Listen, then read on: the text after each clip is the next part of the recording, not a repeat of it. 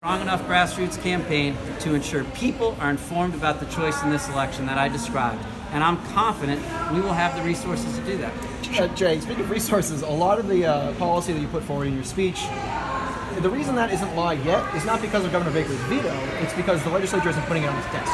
They're not putting it on his desk because there's no money in the budget to pay for a lot of things you mentioned. Is there a budget plan? Is there a revenue plan to enact the vision that you're describing? Do you know why they're not putting it on his desk?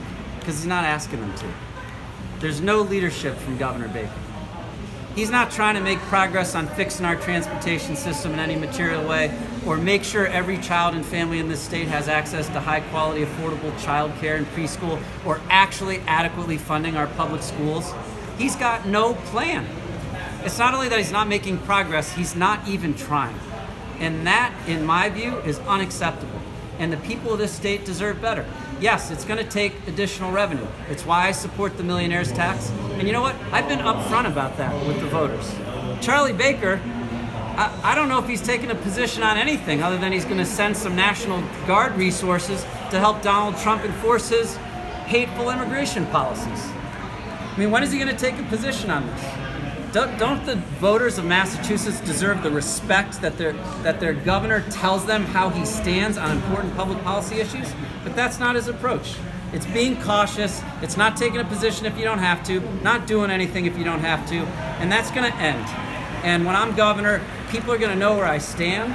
And yes, if we need additional revenue to do some of the things we need to do so that Massachusetts isn't falling behind and we lift regular people up in the state, then we're going to do it. Jay, I have a follow-up to Mike's question. Ed Markey didn't have anything negative to say about Charlie Baker today. Elizabeth Warren didn't have anything negative to say about him last night.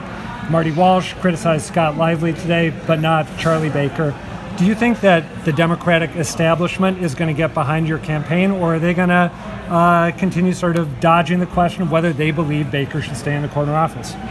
So I heard some of the folks you mentioned are candidates for national office and hold positions in federal government. I heard Maura Healey yesterday go after Charlie Baker. I heard Suzanne Bump go after Charlie Baker and saying that we need to expect more. And they're right. And we've got a whole slew of progressive Democratic legislators who've been coming on board our campaign in the last few weeks. A lot of momentum. The two biggest grassroots progressive organizations in Massachusetts endorsed our campaign in the last few weeks. We've got one of the biggest state employee union. We've got one of the MBTA unions. Stuff is happening. People are starting to focus on this race. People are starting to understand that after thinking about Charlie Baker for more than 5 seconds, yeah, we can do better.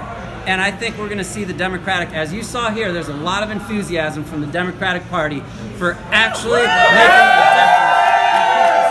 difference. So do you think that by the time we hit, say, September or October, that Ed Markey and Elizabeth Warren and maybe Marty Walsh might be inclined to help you out too? At the end of the day, I would guess that we're going to have the Democratic establishment behind the Democratic candidate for governor. I hope that's me, and I'm confident at the end of the day our campaign is going to be strong enough to win this. But you know, it would be great to have everybody's endorsement today.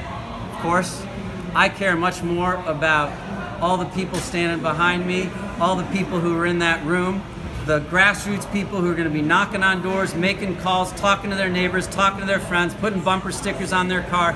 They are the ones who decide this election at the end of the day. And I am running for them and with them, and together we're going to win this thing. Yep.